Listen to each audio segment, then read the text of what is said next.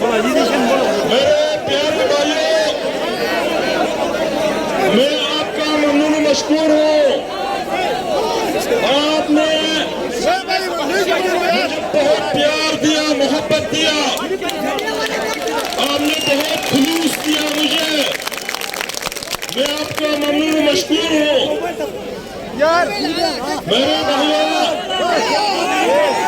آپ سب کو اس حوصلے کو میں بات دیتا ہوں، آپ کی اس اتحاد کو میں بات دیتا ہوں، آپ کی اس بیداری کو میں بات دیتا ہوں۔ آپ نے ثابت کیا کہ گلگت بلتستان کی قوم ایک قوم ہے اور واقعی قوم ہے۔ دنیا کی دوسری قومیں بھی آ کے دیکھیں کہ ہم منتشر نہیں ہیں، ہم تقسیم نہیں ہیں، ہم کمزور نہیں ہیں۔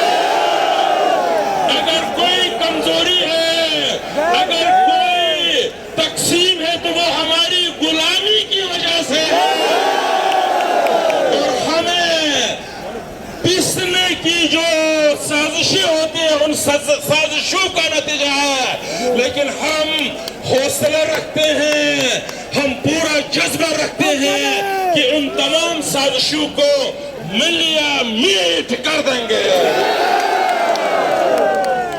اب جو ان کی سنجیدگی سے بنیادی ایشو پر بات کریں گے، اگر جہاں تقریریں باتیں ہوتی رہیں گی، لیکن جو بنیادی چیز میں آپ کو بتانا چاہتا ہوں وہ یہ کہ آپ سب کو یہاں جمع کیا ہے، آپ سب کو جو بیداری دی ہے، آپ سب کو پلیٹ فارم پہ رکھا ہے، تو وہ گلگت بلتستان عوامی ایکشن کمیٹی ہے۔ گلگت بلتستان ایکشن کمیٹی کے کال پہ ہم یہاں آئے ہیں۔ جو پرائم رول بنتا ہے وہ پرائم رول میرا نہیں، میری جماعت کا نہیں، کسی اور پارٹی کا نہیں، prime role Gilgit Baltistan action committee کا ہے۔ اور ہم اس کمیٹی کے یہاں پر مہمان ہیں، اور یہاں اس کمیٹی کے مہمان کا مطلب یہ نہیں کہ ہم ان کے اوپر بوجھ نہیں، ہم ان کا ساتھ دینے کے لیے آئے ہیں، ہم ان کے ساتھ یکجہتی کے لیے آئے ہیں، ہم ان کے ساتھ یہاں کھڑا ہونے کے لیے آئے ہیں۔ اور اس اجتماع سے، اس دھرنے سے، اس جدوجہد سے، اس تحریک سے جو بھی رزلٹ آئے گا اس کا credit Gilgit Baltistan action committee کو ملے گا۔ ہم کسی کریڈٹ کے چکر میں یہاں نہیں آئے ہیں، ہم کسی موقع سے فائدہ اٹھانے کے چکر میں بھی ہم نہیں آئے ہیں۔ ہم صرف اور صرف ہماری قوم جہاں جمع ہے وہاں ہم الگ تھلگ نہیں رہ سکتے۔ بے شک میں ایوان کا نمائندہ ہوں تو آپ کے ووٹ سے میں وہاں گیا ہوں، میں کہ ان کی نوکری میں آپ کے لیے کرتا ہوں۔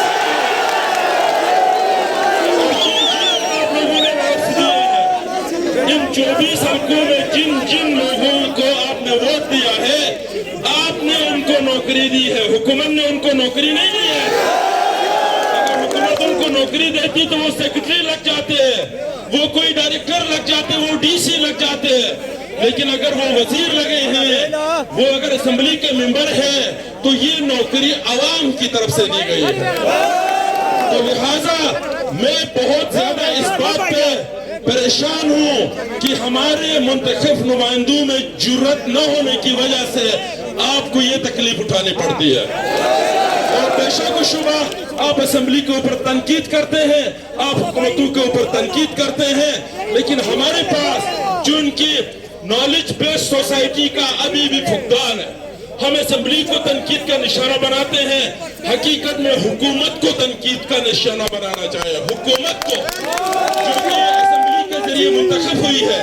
آپ اگر مجھے جیسے ممبروں کو تنقید کرتے ہیں تو آپ کا غلط نہیں ہے، آپ نے ممبروں کو یہ کہہ کر ووٹ دے کر جتایا تھا کہ تم حکومت بناؤ اور حکومت کے ملازمین کو اپنا نوکر بناؤ، لیکن میں آپ کا ووٹ لے کر اوپر جا کر حکومت کے ملازمین کا خود نوکر بنوں گا تو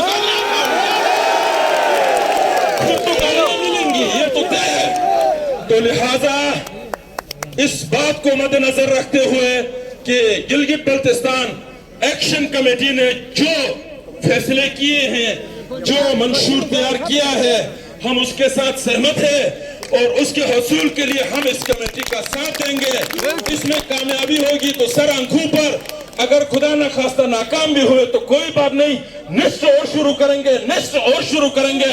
ہم کبھی بھی نہیں چھوڑیں گے جناب کہ اس گلگت بلتستان کے مسئلے کو حل نہ کریں۔ تو میرے بھائیوں، ہر پارٹی کا اپنا ایک منشور ہوتا ہے، ہر پارٹی کا قدم بڑھانا جی،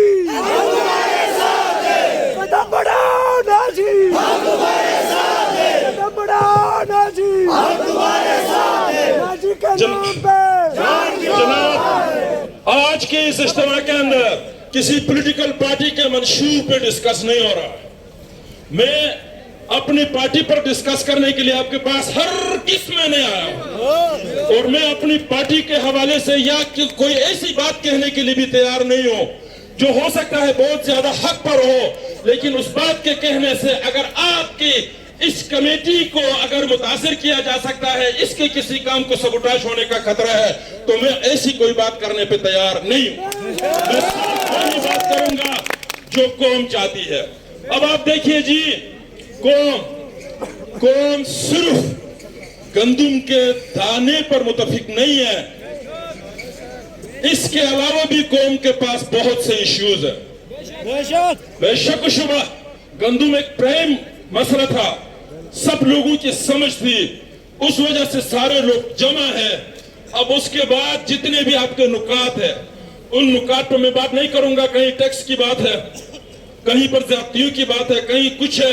یہ گلگت بلتستان کے لوگوں کے مسائل ہیں، ان کے حل کے لیے جدوجہد کی جانی چاہیے اور حکومت پاکستان کو یہ ماننا چاہیے۔ میں ایک نقطے پر حکومت سے یہ کہنا چاہوں گا، یہ جو ایک نقطہ آپ نے رکھا ہے کہ گلگت بلتستان میں آئینی اسمبلی جو ہے، آئین ساز اسمبلی کا انعقاد کرے، میں آپ سے گزارش کروں کہ یہ جملہ ایلوبریٹ کرنے پہ جائے تو یہ کافی، یہ لا نوئنگ لوگ جانتے ہیں کہ اس کی نوعیت کیا ہے۔ میں آسان الفاظ میں آپ کو بتاتا ہوں، میں آپ کو صوبے اور آزاد کشمیر کی طرز کی ریاست پہ بھی نہیں الجھاتا ہوں، میں بالکل باٹم لائن پہ آ کر حکومت سے کہتا ہوں، میں آپ سے نہیں، میں حکومت سے کہتا ہوں کہ حکومت پاکستان اس گلگت بلتستان کے آرڈر کو آج ہی گلگت بلتستان کا انٹیریم کانسٹیٹیوشن ڈکلیئر کر کے اس میں ترمیم کا اختیار اسمبلی کو دے دے، تو میں اپنی قوم کو کہوں گا موقع دے دو حکومت کو۔ اگر تم یہ بھی نہیں کرتے ہو، تم اپنے لکھے ہوئے آرڈر کو بھی اوپری آئین نہیں کہتے ہو، تو خدا کی قسم تمہارا آرڈر ہم نہیں مانتے ہیں۔ پھر تو کوئی جواز نہیں ہے کہ اس آرڈر کو مانا جائے۔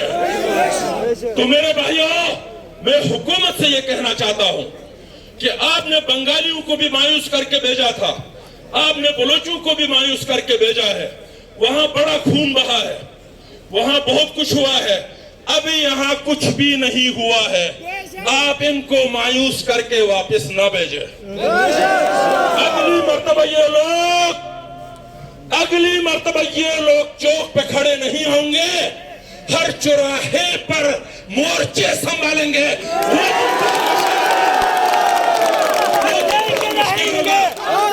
ہم جانتے ہیں آپ کے پاس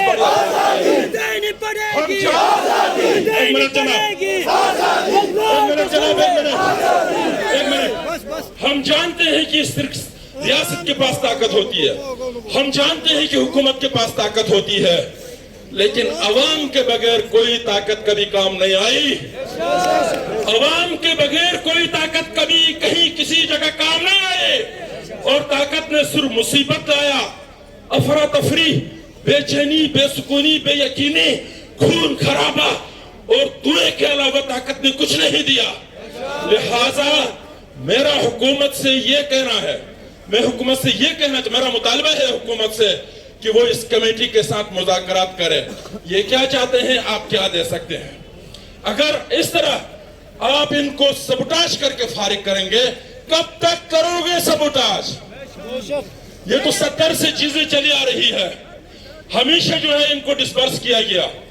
اگلی مرتبہ اور تیز ہوگا, اگلی مرتبہ اور تیز ہوگا. یہ اجتماع اور یہ دھرنے اس وقت کم ہوں گے جب لوگوں کے مسائل کم ہوں گے, جب لوگوں کی مشکلات کم ہوں گی, جب لوگوں کو پتہ چلے گا کہ ہماری حکومت ہماری اپنی ہے, تو وہ آپ کو مسائل پیدا نہیں کریں گے. اب ہر شخص کو پتا ہے کہ عوام الگ لوگ ہیں, حکمران الگ لوگ ہیں, یہ سب کو پتا ہے. یہ بات میں صرف پنجاب سے آئے ہوئے یا پختون علاقے سے آئے ہوئے سرکاری افسروں کو نہیں کہہ رہا, ہمارے بیچ بھی جو سرکار کے ملازم ہیں وہ بھی ایک علیحدہ کلاس بنا کے بیٹھے ہوئے ہیں, وہ بھی ہم میں سے نہیں ہے. بعض اوقات دفتروں کے اندر کوئی پنجابی پٹھان صحیح کام میں نکال سکتا ہے, اپنا تو پورے علاقے کو واڑ کے رکھ دیتا ہے. ہمارا ایسا کوئی مطالبہ نہیں کہ اس لفظ لوکل نان لوکل کا, اس سے بھی بڑھ کر یہ ہے کہ ہمیں ایماندار حکومت چاہیے, ہمیں ایماندار لوگوں کی حکومت چاہیے. پھر یہ میرا حکومت سے مطالبہ تھا. حکومت سے ایک اور بات بھی میں کہوں گا, جب تک کالونیل سسٹم ہوگا, میں آپ کو بتاتا ہوں کالونیل سسٹم کسے کہتے ہیں. جب انگریز ہندوستان پر حکومت کرتا تھا تو ہندوستان کے قانون کچھ اور تھا, انگریز کا اور برطانیہ کا قانون کچھ اور تھا. ادھر کا قانون لوگوں کو کس طرح دبایا جائے وہ والا قانون تھا, وہاں لوگوں کو کس طرح فیسیلیٹیٹ کیا جائے وہ والا قانون تھا. اور یہاں پر وہ حکمران کو فوکس کرتا تھا, عوام کو نہیں کرتا تھا. عوام چونکہ ان کے عوام نہیں تھے, وہاں عوام کو فوکس کرتے تھے. آج گلگت بلتستان میں بھی وہی انگریز کا کالونیل سسٹم چل رہا ہے. مثال کے طور پر ایک بات دیکھیں, جس اسمبلی میں ہوں وہاں پر 53 کروڑ روپے کا نان ڈیولپمنٹ بجٹ پاس ہوتا ہے اور 18 کروڑ کا ڈیولپمنٹ بجٹ پاس ہوتا ہے. تو اس کا مطلب یہ ہے کہ یہ 2-3 ہزار لوگوں کے لیے 53 ارب جو سرکاری ملازم ہیں, جو سرکار میں ہے, اور باقی رہی 25 لاکھ کی آبادی کے لیے 18 ارب. 18 ارب کو استعمال کرنے کے لیے 53 ارب روپیہ لگانا پڑتا ہے حکومت کو. اس کو کہتے ہیں کالونیل سسٹم. اگر تم 53 ارب اپنے ملازمین پر خرچ کرنے کے بجائے ان غریب عوام پر خرچ کرو گے تو تمہیں 18 ارب بھی نہیں چاہیے ہوگا, تمہیں اتنی بڑی پولیس اور فورس بھی نہیں چاہیے ہوگی, آپ کو آنسو گیس اور پتہ نہیں کیا کیا گولیاں اور ربڑ کی اور اصلی اور نقلی گولیاں بھی تمہیں نہیں چاہیے ہوگی. یہ ساری چیزیں اس لیے ہوتی ہے کہ آپ عوام کے خلاف جاتے ہیں. اور اس سے بھی بڑی بات میں آپ کو بتاتا ہوں, انگریز آفیسرز کالونیل سسٹم کی میں بات کر رہا ہوں آپ کے الفاظ میں, آپ کو سمجھانے کے لیے. انگریز آفیسرز جب چھٹی پہ جاتے تھے گرمیوں میں تو 3 مہینے چھٹی کر کے جاتے تھے. ہمارے یہ محترم جج صاحبان نے 3 مہینے کی چھٹی کر کے یہ کون سے انگلینڈ جا رہے ہیں؟ ہمارے یہ پروفیسر جو یونیورسٹی کے ہیں 3 مہینے کی چھٹیاں کر کے پنجاب جا کر یہ کون سے برمنگم کی طرف جا رہے ہیں؟ اور یہاں لڑکوں کی حاضریاں پوری نہیں ہوتی ہے, وہاں وہ عیاشی کر. اس کو کہتے ہیں کالونیل سسٹم. وہ سسٹم جو آپ کے مطابق نہیں ہے, آپ کے ہوا کے مطابق نہیں ہے, آپ کے تہذیب کے مطابق نہیں ہے, آپ کے موسم کے مطابق نہیں ہے, آپ کے عقیدے کے مطابق نہیں ہے, آپ کی جغرافیہ کے مطابق نہیں ہے, آپ کے دھرتی کے مطابق نہیں ہے, بلکہ باہر سے لاگو ہے, تو اس کو کالونیل سسٹم کہتے ہیں. اور یہی کالونیل سسٹم ہی ہے جس سے ہمیں آزادی لینی ہے, اور اسی کالونیل سسٹم سے ہم نے نکلنا ہے, اور اسی کالونیل سسٹم سے ہمیں اپنے حکمرانوں کو بھی نکالنا ہے, کیونکہ وہ خود بھی وہاں پھنس گئے ہیں. اور پھر یہ ہمارے ساتھ کتنا دھوکہ کرتے ہیں, کتنا جھوٹ بولتے ہیں. ہمیں پڑھاتے ہیں حضرت علی کی زندگی, ہمیں پڑھاتے ہیں حضرت عمر کی زندگی, اور خود کی کون سی زندگی گزار رہے ہیں. میں آپ کو بتا دوں, حضرت علی کی زندگی اور حضرت عمر کی زندگی ہمیں پڑھاتے ہیں, لیکن یہ ایکچوئل پریکٹیکل تو آپ یورپ میں دیکھیں گے, میں آپ سے ان کافروں میں دیکھیں گے جن کو ہم غیر مسلم کہتے ہیں. आपको आप में से इतना बड़ा इज्तिमा है, ये लाख से ज्यादा लोग होंगे यहाँ पर, आप मुझे अमेरिकी सदर के चपड़ासी का नाम बताओ, मैं आपको 1 लाख रुपया देता हूँ। कोई सदर, अमेरिका के सदर का, फ्रांस के सदर का कोई चपड़ासी है? जर्मनी के चांसलर का कोई चपड़ासी है? बरतानिया के वजीर आजम का कोई चपड़ासी है? आपके नायब तहसीलदार के 6 हैं, 6। एक गाड़ी चलाता है, एक बाजार से सब्जी लाता है, एक घर का काम करता है, एक दफ्तर पे है, एक गाड़ी चलाता है। कहते हैं कि अली की जिंदगी गुजारो, तुम भी तो थोड़ी बहुत गुजार के देखो ना। फिर मैं आप पब्लिक से भी मुखातिब हूं और ये कहना चाहता हूं, अल्लाह ताला कभी भी हमारी मदद नहीं करेगा जब तक हम इसी तरह बेईमान रहेंगे। यहाँ दिन भर 5 वक्त, हफ्ते में जुमे के दिन, पूरे रमजान में, मुहर्रम में, चांद रात में कितने लोग जमा होकर ईमान की बातें करते हैं। और इस पाकिस्तान के अंदर आपको सब कुछ मिलेगा सवाए ईमान के, सब कुछ मिलेगा सवाए ईमान के। ये ईमान न यूनियन काउंसिल में है, न ये ईमान डिस्ट्रिक्ट काउंसिल में है, न गिलगित बल्तिस्तान असेंबली में है, न पाकिस्तान की कौमी असेंबली में है, न पाकिस्तान के सेनेट में है, न पाकिस्तान से बड़े आदमी का जरदारी और नवाज शरीफ के पास ईमान है, न उनके चपड़ासी के पास ईमान है।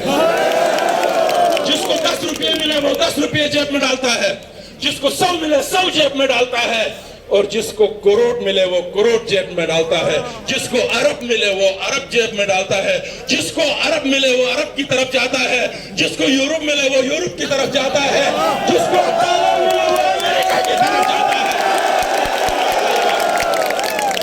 कहाँ तुम्हारा ईमान? और ये ईमान सिर्फ ऊपर से खत्म नहीं है, ये ईमान नीचे से भी खत्म है। और मैं आपको ये भी बताऊं, गिलगित बल्तिस्तान में मैं परेशान हूं इस बात पर, आपको इख्तियार दिया जाता है, अल्लाह ताला आपको मुख्तदर बनाता है, तो 5 आदिल किस्म के लोग हमारे दरमियान मौजूद नहीं है। मेरे समेत मैं अच्छी तरह जानता हूं कि हम में 5 लोग जो काबीना के मेंबर बना सके, ईमानदार नहीं मिलते हैं। बेहतरीन शिया मिलेगा, बेहतरीन सुन्नी परस्कार मिलेगा, बेहतरीन इस्माइली बिस्ट, बेहतरीन शीन, बेहतरीन यशकुन, बेहतरीन गिलगिती, बेहतरीन बल्ती, बेहतरीन ताकतवर, सब कुछ मिलेगा। एक आदिल बेहतरीन नहीं मिल सकता है। जिसको जहां मौका मिलता है अपनी बरादरी, अपनी मजहब, अपने इलाके को वहां खपाता है। क्या आपके एक अफसर अपनी बरादरी के 400 लोगों को नौकरियां देकर तुम लोगों को अफसर नहीं किया है?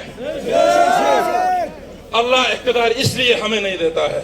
तो लिहाजा मैं आपसे गुजारिश करूं, अपनी अपनी जगह सबको ईमानदार बनने की जरूरत है। आप अपना वोट ईमान के साथ वोट का इस्तेमाल करें, मजहब के खातिर नहीं, नस्ल और ज़बान के खातिर नहीं, पैसे के खातिर नहीं। और फिर मैं आपसे ये भी गुजारिश करूं, ये बातें पूरी कौम के लिए नहीं, मैं उस नौजवान नस्ल की तरफ मुखातिब हूं कि आप में ईमानदारी होनी चाहिए, आप में एक कैडर होना चाहिए। वक्त ये है कि उस असेंबली में वोट दे तो किसको दे। इसी हल्का नंबर 1 से लेकर 24 तक पहले नंबर पर, दूसरा, तीसरा आने वाला सबको ट्राई किया, कोई रिजल्ट नहीं आता है। तो लिहाजा एक कैडर पैदा करने की जरूरत है। उस कैडर को पैदा करने के लिए मैं आपसे ये अपील करूंगा और एक्शन कमेटी के मेंबरान से भी ये अपील करूंगा, पॉलिटिकल लोगों से भी ये अपील करूंगा, इस धरने का जो भी नतीजा निकलेगा सो निकले, अल्लाह करे कि इसका एक अच्छा नतीजा निकले। उसके बाद भी आप एक ऐसी पॉलिटिकल मूवमेंट बनाने की कोशिश करें जो गिलगित बल्तिस्तान के असल मसले को हल करने के लिए काम करे। अब जोर से आप लोगों ने नारे लगाना है, आपने जिंदा है कहना है, या गिलगित वाले जिंदा है, हाथ और जज्बात उभर करके, या गिलगित वाले जिंदा है, नजर वाले जिंदा है, एक्शन वाले जिंदा है, कमेटी वाले जिंदा है, जीबी सुन लो जिंदा है, जीबी भी सुन लो जिंदा है, अमजद भी सुन लो जिंदा है, खालिद भी सुन लो जिंदा है, या गिलगित वाले जिंदा है, बल्तिस्तान वाले जिंदा है, गोलियां भी खा के जिंदा है, जेलें भी खा के जिंदा है, गोलियां भी खा के जिंदा है, जेलें भी खा के जिंदा है, माओ की दुआओं में जिंदा है, माओ के दुआओं में जिंदा है, ये गिलगित वाले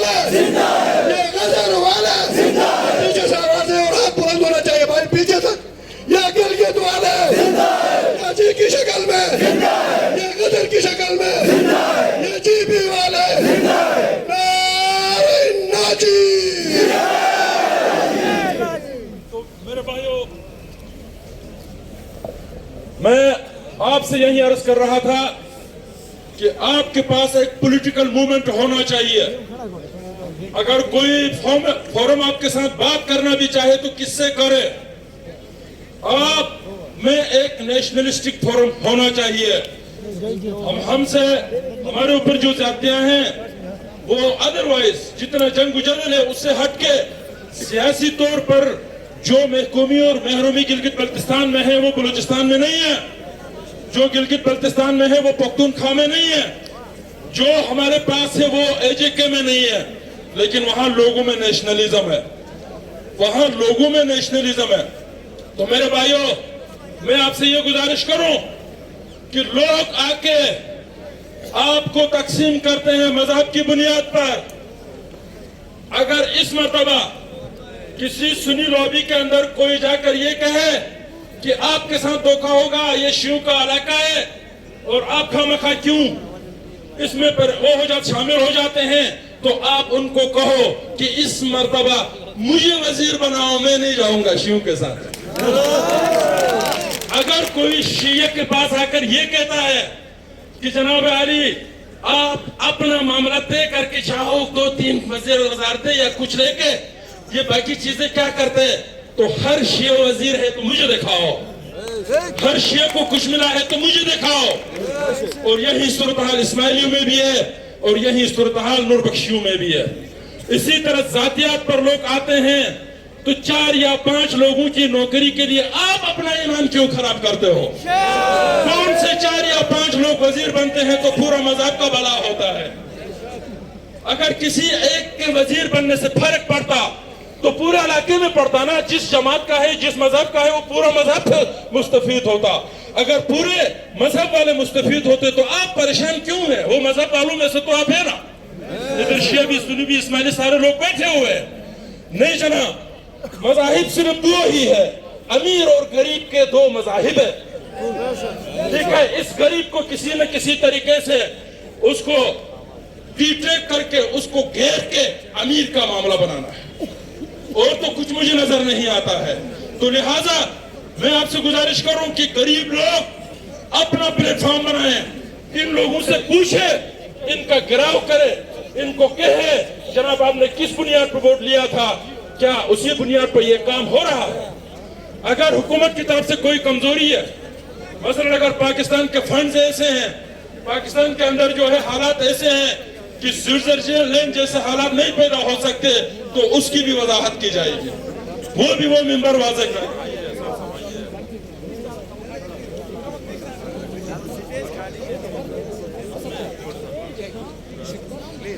تو میں اپنی بات کو ابھی لمبی نہیں کروں گا, مختصر یہ کروں گا کہ آپ اگر کالونیل سسٹم سے نکلنا چاہتے ہیں تو ایک پلیٹ فارم کی طرف آئے, اور ایک پلیٹ فارم ہمارے قائدین, ہمارے لوگ جو بھی بنائیں گے, جو بھی کریں گے, پھر اس کے خلاف جو ہے آپ بہک نہ جائے ادھر اور ادھر. آپ سے یہ گزارش ہے, سرکار سے میرا یہ مطالبہ ہے کہ تمام یہ جو چارٹر آف ڈیمانڈ ہے یہ کوئی بہت بڑے مطالبات نہیں ہے, اس میں چھوٹی موٹی ٹیکسز کی بات ہے, یہاں چھوٹی موٹی جو ہے جناب کچھ معاشی اور معاملات ہے, یہ غریب لوگوں کے لیے ویسے بھی ضروری ہے, آپ نے کرنا ہے, اس پہ غور کرے. اور جو بنیادی بات ہے وہ ایک مرتبہ میں پھر دہراؤں گا.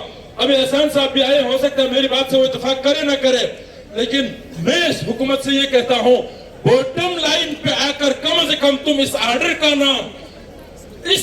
کا نام جو تم نے خود ہی لکھا ہے, اس کو اگر انٹیریم کانسٹیٹیوشن بنا کے اسمبلی کو اس کے ترمیم کا اختیار دیتے ہو تو ہم بھی تھوڑا بہت سوچیں گے کہ نہیں جی بات آگے بڑھ رہی ہے. تم اگر یہ بھی نہیں کرتے ہو پھر وہی کہ ہم کوئی آرڈر ماننے کے لیے تیار نہیں ہے. ہمارا قومی مسئلہ بہت بڑا ہے.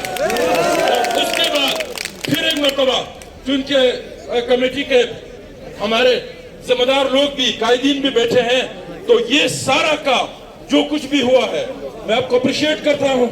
ہم آپ کا ساتھ دینے کے لیے ہمتن تیار ہے, پہلے دن بھی کہا تھا, اب بھی, لیکن پرائم رول چون کی کمیٹی کا ہے.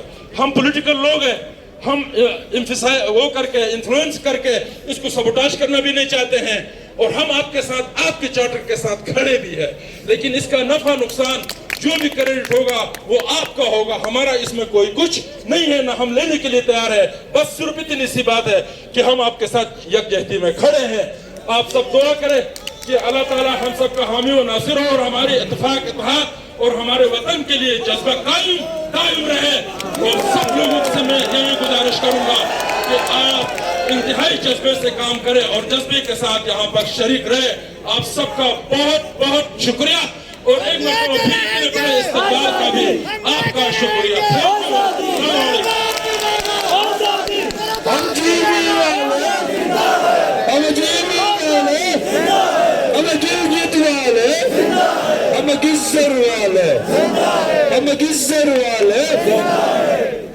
नवाज खान नाजी साहब का शान